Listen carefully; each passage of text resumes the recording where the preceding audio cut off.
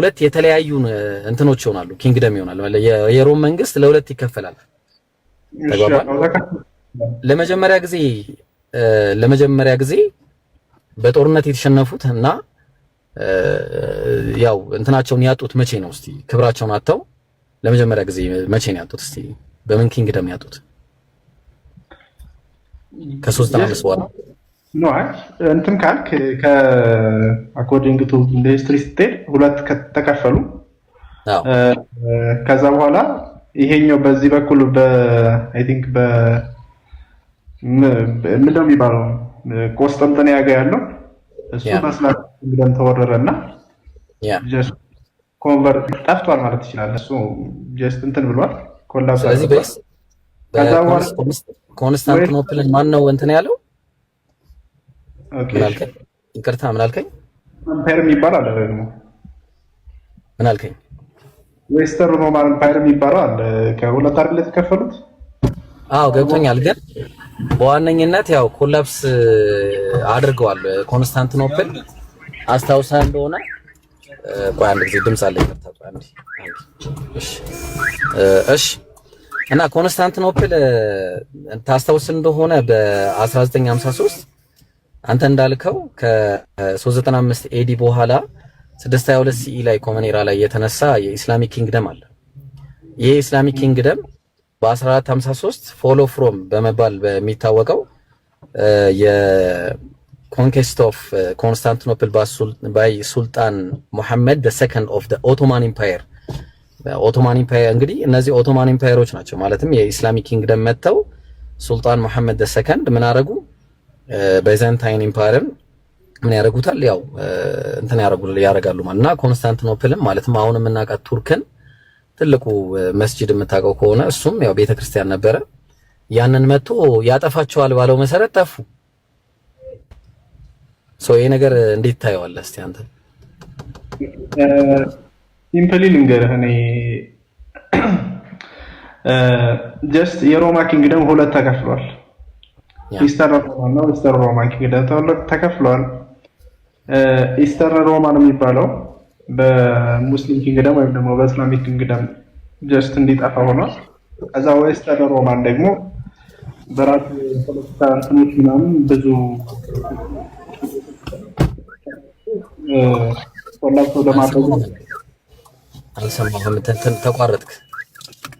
እሺ አይ መሀል ላይ የሆነ ፍን የሚለው ነገር አለ። ቀጥል። እኔ እንጃ ብዙ ጊዜ እንደዚህ ሰዎች አሁን ይሰማ ከሆነ ልቀጥል። ይሰማል። ቀጥል። ኦኬ እሺ።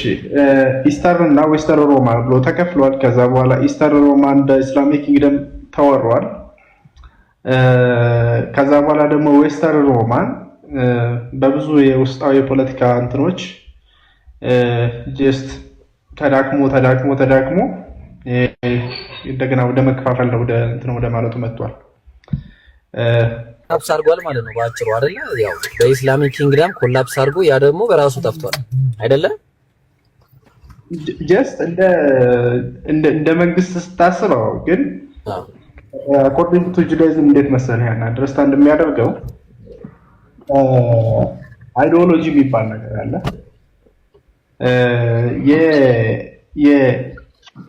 አሁን የክርስትና አይዲዮሎጂ ወይ ደግሞ የክርስትና እንትን እንደ ኤዶማያስ ወይም እንደ ኤዶማውያን ነው የሚቆጠረው። አኮርዲንግ ቱ ጁዳይዝም ማለት የክርስትና ፍልስፍና ኤዶማያስ ወይም ደግሞ ሮማውያን በሌላ ስማቸው ኤዶም ተብሎ ነው የሚጠሩት ማለት ነው። ስለዚህ ኤዶማያስ ፍልስፍና ደግሞ ወይም ደግሞ ኤዶማያስ ትምህርት አለ።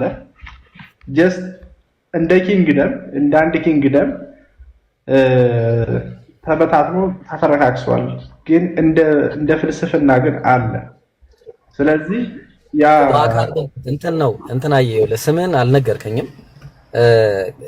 ሊትራል ነበረ ሲናገር የነበረው ከላይ ጀምሮ የናቡከደነጾርን ተናገረ። አንድ ናቡከደነጾር በሌላ መንግስት እንደጠፋ አይተናል።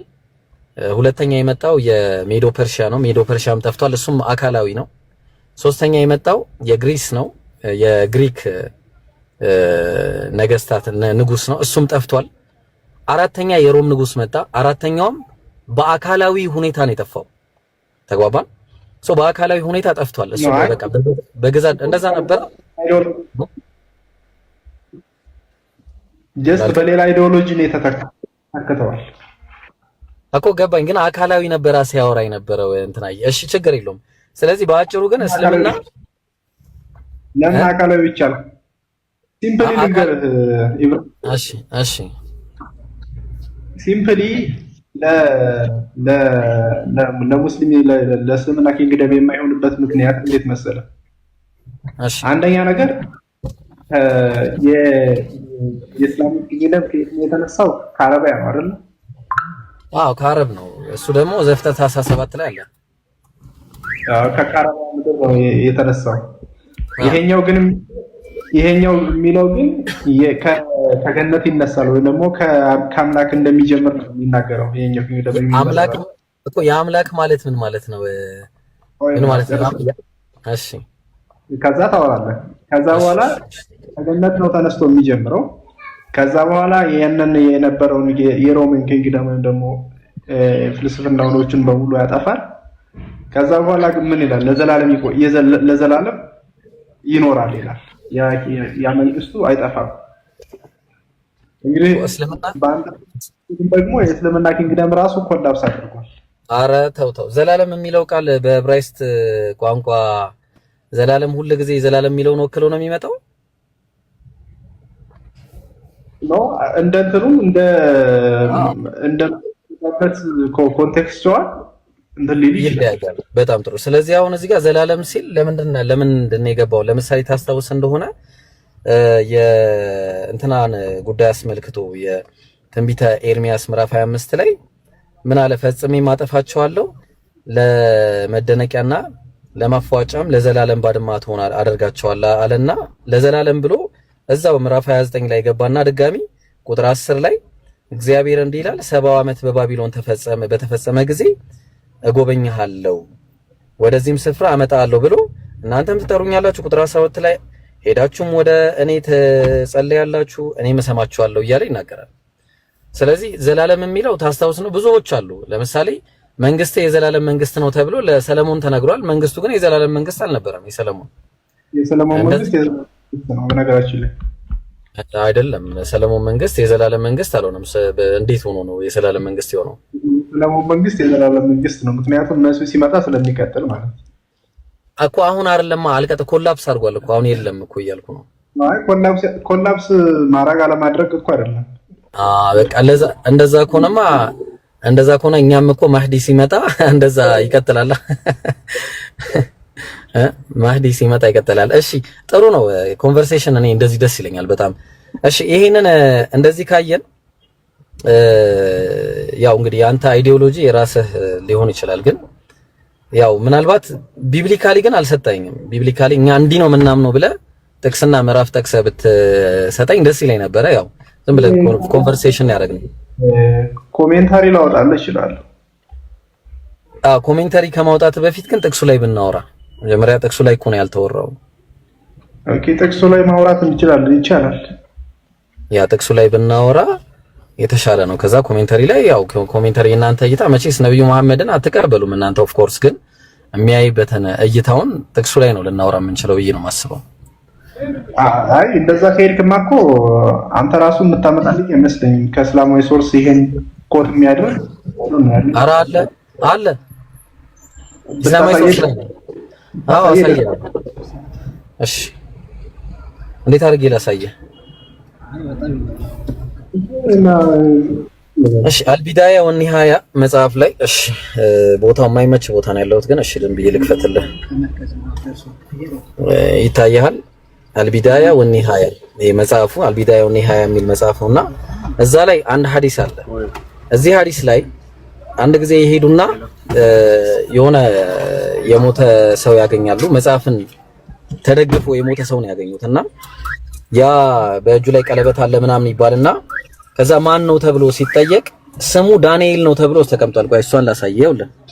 ማን ነው ዘዕመ አህሉ هذه البلد አለ የዚህ በልደቲ ማን ነው የዚህ አካባቢ ሰዎች ምን ይሉታል? አነሁ ዳንኤል አለ ዳንኤል ነው ብለው ይሉታል አለ። ተመልከት ዳንኤል። ይሄንን ለነብዩ ሰለላሁ ዐለይሂ ወሰለም እንደሆነ በግልጽ የተነገረበት ነው። በግልጽ ማለት ነው። እንደገና አንድ ያዝልኝ። ሁለተኛ ደግሞ ድንጋዩ ተፈንቅሎ አንድ ጊዜ እዚህ ጋር አስረዳኝና ያ የዳንኤልን መጽሐፍ አገኙና ይሄን የዳንኤልን መጽሐፍ ማለት ነው ነብዩ ሰለላሁ ዐለይሂ ወሰለም በዑመር ዘመን ላይ ነው ምን ሆነ? ይህንን መጽሐፍ አገኙና የዳንኤልን መጽሐፍ ተረጎሙት። ተግባባን? ተተረጎመ፣ ተነበበ። ከዛ ማን ነው ስለማን ነው የሚያወራው? ይሄ ማን ነው ተብሎ ሲናገር የዳንኤል መጽሐፍ ነው ተባለ። ስለማን ነው ሲባል ስለ መልእክተኛው ስለ ነብያችን መሐመድ አለይሂ ሰላቱ ሰላም መሆኑ ይናገራል። ተግባባን? ስለዚህ አንድ እሱ ነው። ሁለተኛ ደግሞ አንድ ጊዜ ልጨርስልህ፣ ቆይ አንዴ ልጨርስና ከዛ አንድ ጊዜ ቆይ እየረበሽኩ አይደለም ነገራችሁ ያዝ ብዬ ነው ማስመጣት ያደርገው። እሺ እና ድንጋይ የሚል አለ ከተራራው ላይ ተፈንቅሎ መጣ የሚል ድንጋይ አለ እና ያ ድንጋይ ነብዩ እኔ ነኝ ብለው ተናግረዋል። ምን አለ መሰለ ሰሂህ አልቡኻሪ 35 ላይ በነገር ላይ በጣም ነው የወደድኩት። ቤትን ከዚህ በኋላ እመጣለሁ እንደዚህ ጽድት ያለ ውይይት ምን አለ ክርስቲያኖች ቤት እንደዚህ ቢሆን ምን አለ እንደዚህ በስርዓት ቢወራ።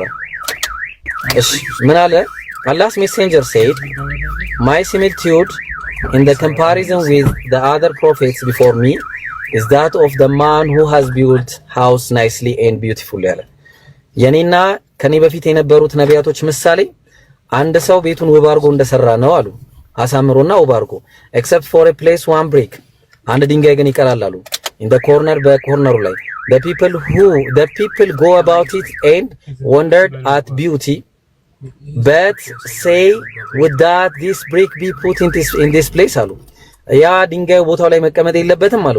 so አሉ I am that brick እኔ ያ ድንጋይ ነኝ አሉ ነብዩ ሰለላሁ ዐለይሂ ወሰለም። እኔ ያ ድንጋይ ነኝ አሉ። so እኔ ያ ድንጋይ ነኝ ብለው ሲሉ ነብያችን ሰለላሁ ዐለይሂ ወሰለም እየተናገሩ ያሉት ትንቢተ ዳንኤል ላይ በተመሳሳይ የተጠቀሰው ድንጋዩ ከተራራው ተፈንቅሎ ሲመታ አየው ተብሎ የተነገረለት ነው። እዚህ ጋር የምታየው ከሆነ ማለት ነው የታለ I think ፊገሩ እንደዚህ ነው የሚሆነው። ተመልከት፣ ፊገሩ እንደዚህ ነው ድንጋዩን ሲመታ የሚታየው ማለት ነው። እንደዚህ ነው የሚታየው። ሶ ምን ብሎ ነው የጠቀሰው? ድንጋዩም እጅ ሳይነካው ከተራራ ተፈንቅሎ ብረቱንና ሸክላውን ብረቱንም ወርቁን ሲፈጭ እንዳየህ ብሎ ይናገራል ማለት ነው። እሺ እና ይሄን ይመስል ቆይ አንድ ጊዜ ቦታዬ ጥሩ ቦታ አይደለም። አንድ ጊዜ እስቲ እሺ ይቅርታ ቆይ ተደበ አንዴ ወዳጅ መኪና ተነሳለ መኪና ምንድነው እንትን እኮ ይሆናል። ቆይ አንዴ ቤልት ላር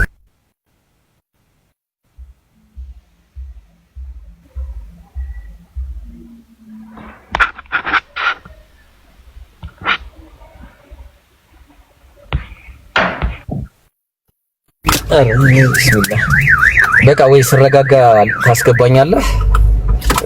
ምንም ልረጋጋ አልቻልኩም። እሺ ራስን ትልቁ ላይ አድርግና ቀጥላለሁ። ነው ይቀመጣለሁ። ጸባይህን ግን በጣም ወድጄዋለሁ። በጣም ነው የማመሰግነው ስላዳመጥከኝ ራሱ አይደለ